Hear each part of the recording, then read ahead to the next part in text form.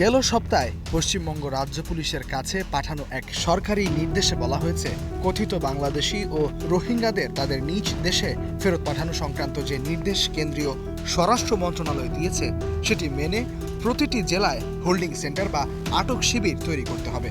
নাগরিকত্ব প্রমাণে ব্যর্থ ও ওই সংক্রান্ত মামলা শেষে তাদের এসব শিবিরে আটক রাখা হবে। পরে সীমান্ত রক্ষী বাহিনীর মাধ্যমে তাদের সীমান্তে ঠেলে দেওয়া হবে। নতুন নির্দেশনা অনুযায়ী প্রতিটি জেলায় পুলিশের তত্ত্বাবধানের হোল্ডিং সেন্টার গড়তে হবে। সংশ্লিষ্ট ব্যক্তি নিজেকে যে রাজ্যের বাসিন্দা বলে দাবি করবেন, সেই রাজ্যের পুলিশকে 30 দিনের মধ্যে তার পরিচয় যাচাই করে রিপোর্ট পাঠাতে হবে। অতীতের অভিজ্ঞতা বলছে, হোল্ডিং সেন্টার তৈরির নির্দেশনার অর্থ হল পশ্চিমবঙ্গেও শিগগিরই কথিত বাংলাদেশি খোঁজার অভিযান শুরু হচ্ছে। কিন্তু এই হোল্ডিং সেন্টার বা আটক শিবির নিয়ে ভারতেই ব্যাপক সমালোচনা আছে।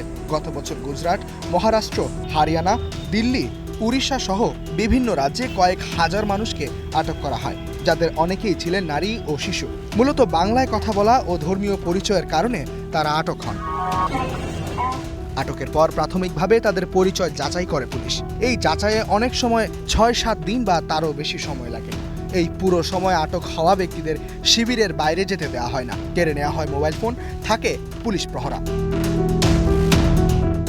ভারতের নাগরিক বলে পরিচয় নিশ্চিত হবার পরও অনেককে বাংলাদেশি চিহ্নিত করে সীমান্তে ঠেলে দেওয়ার ঘটনাও আছে। যেমন পশ্চিমবঙ্গের সোনালী খাতুন। অন্তঃসত্ত্বা অবস্থায় তাকে ও তার পরিবারকে বাংলাদেশে পুশিন করা হয়। পরে এই ঘটনায় সমালোচনার ঝড় উঠলে তাকে ফিরিয়ে নেয় ভারত সরকার। একইভাবে বাংলাদেশে পাঠানো হয় মুর্শিদাবাদের মেহবুব শেখকে, তাকেও ভারত সরকার ফিরিয়ে নেয়। এবারও তেমনই পরিস্থিতি তৈরি হবার শঙ্কায় আছেন পশ্চিমবঙ্গের মুসলিম নাগরিকেরা। বিজেপি সরকারের বিভাজনের রাজনীতির কারণে এদের অনেকেই রীতিমতো নিজ দেশে পরবাসীর হীনমন্যতায় ভুগতে শুরু করেছেন।